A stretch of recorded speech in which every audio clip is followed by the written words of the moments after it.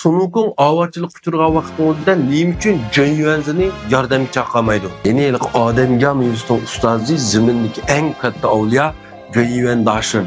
Endi Nomakli safariga qarsak, alvaslar hadislar Tangsunning gücünü yeymeyiz deb buni tutib oladi. Sunukun nurg'ulg'an avaçılıklar qiladi. Endi bu alvaslarning ichida Sunukun bevosita tenkilanmay qolgan, amal qilolmay qolgan alvaslar uchraydi. Masalan, seyir qaşlıq malaika, King Nujin, mana kichik kalidi va yana 9 boshliq sher. Shunda mushundaq vaqtlarning ichida nima uchun Sunukun Jin Yuanzini yordamga chaqirmaydi? Chunki Anjeli Wuzhongwandagi ibodatxonaga borgan vaqtida bu avvallik suara busatlarni chaqirib, bu Jin Yuanzining odamga darxini tirildirib bergandan keyin bu ikkisi shapqinlikda 9 qatim ta'zim qilishib, shunday bo'lib ketgan. Haqiqiy birodar bo'lib ketgan qasam ichib. Unda bo'lgandan keyin Sunukun bundan keyingi ma'lum avorchilik uchirganda buni yordamga chaqirsa bo'ladi. Biroq Sunukun bir qatimmi buni yordamga chaqirib qolmaydi. Zodi nimishqa?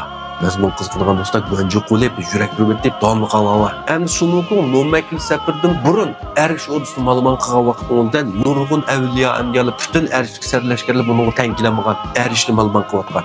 Buni nima tushungandik? Sunukunning cho'ngiga qilish yo'li, shaxsiy ilik tiklayotgan vaqti deb tushungan.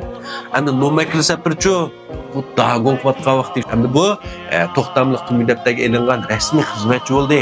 Bulay Amitabhda bularga 81 mushkulotni berdi. Mash mushkulotni boshdan kechirsang, onun keyinda vazifang tugaydi, anqaqda Lingshanga kelsa edi. Endi bu alvaslarni shu Amitda, Yudi qatorliqlar qasdan o'rinlashtirgan. Sunukunmu buni biladi. Endi mushundaq yomon alvaslarning qishiq kelgan vaqtning o'zida navada Jin Yuanzi bormasa, men bormayman, bu da bana ko'rsatsa, Jin Yuanzining yuziga sat voyman bak yomon deyapti, Rulaynim ko'z bilmayapti. Ishkimiz shunday tursak, mashinchilik ishga yordam qilmading deb. Endi Jin Yuanzi berib qolsa, Sunukunning yuziga sat. Nima ish qilmoqda deyman? Bayada Sunukun hozir dagon qilyapti. Bu rasmiy bir xizmatchi. Buni endi bugungi turmushda o'zimizni tatbiqlab bir o'ylab baqaylik. Siz ma'lum bir idorada xizmat qildingiz. Sizga boshlig'ingiz ma'lum bir ishni badi planni boshning o'rnisidan chiqarganlar.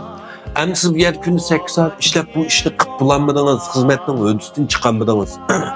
Xizmatning o'rnisidan chiqqan vaqtda uyingiz, dadingizni, akangizni akilib bu idoraga ma boshliq topshirgan vazifani qilib bo'lmadim qilishib biringlar desangiz, kimning yuziga sat? O'ylab baqinglar. Nada unda qildigan shu va qosinglar bir idorada bir shirkat ishlab qilmagan ishqa uyingizga dadangni, akangni akib yordamlash deysizlar. To'g'rimi ya? Shaxsiy igilik tiklayotgan vaqtingizda uning yo'li boshqa. Rasmiy xizmatchi bo'lib ishlagan vaqtingizda chuqur o'tishdan chiqishimiz kerak. Boshliqmi bizni o'tishdan chiqa oladi degan xizmatni bergan bizga. Shuning uchun bunday vaqtlarda Sunukunni yordamga Jin Yuanzini chaqirmaydi. Nomakli safar qaranglar. Aqtir yo'q alvaslarning qaysini tankilanmay qoldi Sunukun. Pasi so'ngak alvaslarni o'ldiryapti, yilonni o'ldiryapti, qoplanni o'ldiryapti. Aqtir yo'q har qanday alvasini asosan o'ldiryapti.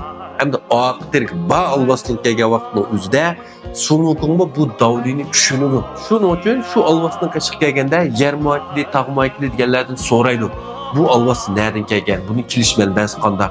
Deb bergankin fishini berib şu evliyani, şu malaikalarni chaqib ekiladi, buni ekitadi, ish tugaydi. Anaqa endi Sunukunning nima uchun Jin Yuanzini chaqirmaslik sababini tushundinglarmi? 4 klassik asarning ma'noda xavfa banbansi qaranglar, 4 kitob ara 79 koy kirasiz.